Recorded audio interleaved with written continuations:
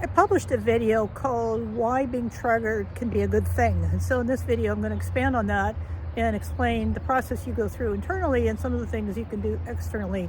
However, most of it isn't internal, it's inner game, because there's something in your subconscious that has been ignited by, it could be a movement, a smell, a word. I've had that happen in group work and facilitation.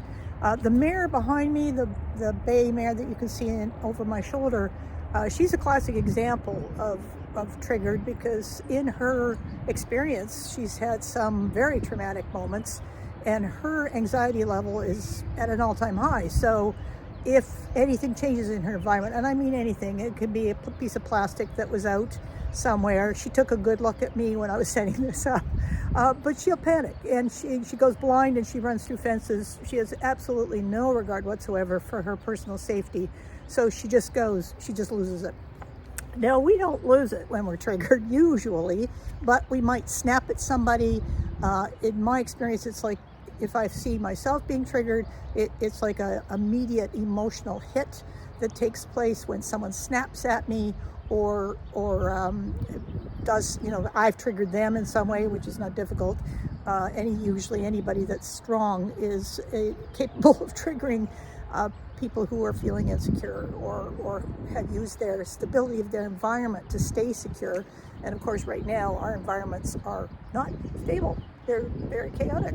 And so it really is an opportunity. The good part about being triggered is it's a chance for each person to sort of go, oh, note to self, I still have stuff in my subconscious that's working against me.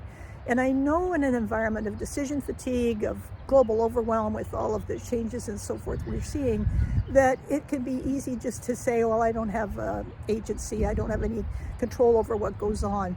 But in fact, you have a lot of control, and that's what we're focused on today. So first off, in the first 90 seconds, there's this like massive emotional surge that hits. And the best thing you can do is observe that that's what's happened. That trigger has taken place. And then right within that, it's to, if you can, breathe it through. So this is where the breath work of, the box breathing comes in, because it quietens down, it tricks the back of your brain, which is the amygdala. It tricks that spot into thinking, oh, everything's cool, everything's fine. We don't have that button on, I don't have that button on that mare. Nobody does at the moment. But there is a button, there is a capacity within each person to sort of breathe it through. Box breathing is, and I'll put a link for it, but it's breath work, and it's very much used by anybody going into an unknown, highly volatile situations to make your back brain think that, oh no, it's all cool. And then you can move it moves into your front brain, and with your prefrontal cortex, then better things can happen. So the first thing, then, you've been triggered, you observe that you've been triggered. It's easy to blame somebody else and say, it's your fault, you did that, you took the lid off that pot. That was the thing that happened to me recently. You took that lid off that pot, and that was not okay. And so, it's like, oh, okay, I've just been hit by somebody's trigger, I need to recover. Preferably, that person would understand that that's what they've done is it's an old emotional carryover from parents, from another event or another situation, which was traumatizing and downloaded straight into the subconscious. So first thing, observe that you're triggered, breathe it through. Box breathing being one of the better methodologies. If that's embarrassing and you're out in the open, then buy yourself some time out. Just say, excuse me, I'm feeling completely zapped right now. I need to step aside and figure out what happened here so I can be better. Because unless you can work with these triggers, you'll just find yourself in a constant state of stress. So that's the first part of the inner work. The outer part of it would be, sorry, I just got zapped by something. I need to time out, and I'll get back to you. It's like, see you soon. I'll come back later. So the first thing, then, observe the trigger, observe what has happened. Just give yourself some space to get your emotions back into check, And then you can start doing the reflective work that said, where the heck did that come from?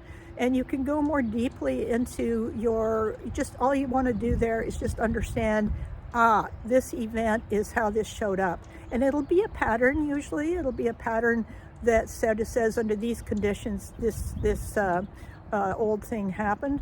And to deal with that, I mean, personally, I find one of the best and easiest ways to clear that old, subconscious, basically is taking up space in your hard drive and not allowing you to be calm under pressure, not allowing you to be stress-free in environments that are stressful, is EFT tapping. And there's emotional freedom technique, it's called. I was introduced to this in the early part of 2000, and so it's been around for a long time. There's science behind it, and the protocols are very straightforward, and they involve acupressure points, a number of really good practitioners, really good scripts, some of them lighter, some of them more specific.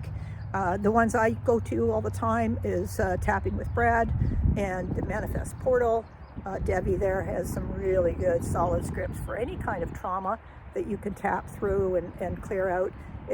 Takes commitment. It just takes recognition that you can do this. You can clear this stuff out and give yourself a better, more emotionally calm space to move forward with. I'll also name Julie Schiffman because I've just been recently working with her work as well. So when you go on YouTube to find these, you can see they all have different approaches. They all work with different styles in it. Just play with it. Find one that suits you.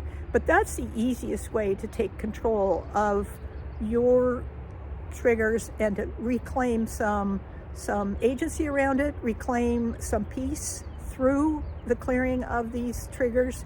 They take commitment, usually, especially if it's a long-standing trauma, one that you've noticed your parents lived through or their parents lived through. It's transgenerational in that way. It takes a while to clear it, so like minimum 21 days of doing it every day. For me, more recently, I've been doing that with a different topic, and finding that has really shifted my neurology, my nervous system. So it gets you right into nervous system regulation, particularly after all the head injuries I've had. There are points in time where my whole system, if somebody yells at me or does that targeted triggering where they go, don't do that. It just rattles my nervous system. So I have to bring myself back using EFT, which, as I say, is the easiest way to do it. If you're constantly in these environments, you want to try maybe some rescue remedy, which you can get from the health food stores, or sometimes grocery stores carry it, depending on where you live. But it's just a way of just kind of biochemically settling the nervous system. So that's what I wanted to leave you with today. There are other things that you can do, but for today, that's what I suggest as a way to reduce that fatigue that comes from making decisions when your emotions are rattling around in your head, and the buildup of the sky is falling is something that you don't need to live with. You can work with it directly. So have fun practicing with that.